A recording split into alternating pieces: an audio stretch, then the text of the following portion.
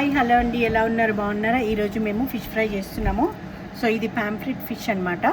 So దీన్ని ఉప్పు, కారము, కొంచెం జీలకర్ర, ధనియాలు and ginger garlic paste and వేసి దీన్ని మ్యారినేట్ చేసినాను అనమాట.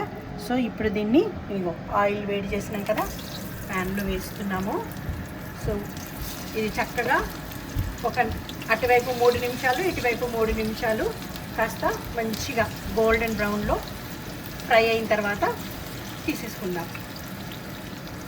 సో బోత్ వైప్స్ చక్కగా వేయించుకోవాలన్నమాట.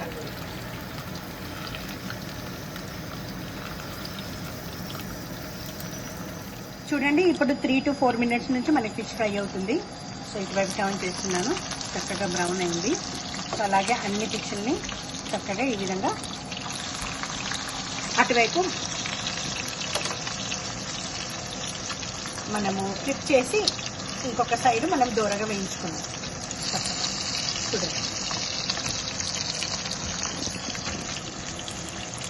సో ఇటువైపు కూడా ఒక 3 నిమిషాలు, ఒక 3 మినిట్స్ ఇటువైపు కూడా ఉడికించుకుంటే మనకి ఫిష్ ఫ్రై రెడీ అయిపోతుంది. సో ఇప్పుడు 2 వైపులా చక్కగా ఫ్రై అయిపోయింది. సో ఈ విధంగా ఫిష్ని తీసేసుకుంటున్నాను అన్నమాట.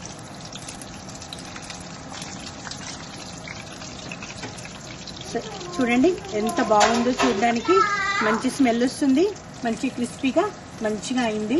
సో ఈ విధంగా మీరు కూడా ఫిష్ ఫ్రై చేసుకొని తినండి.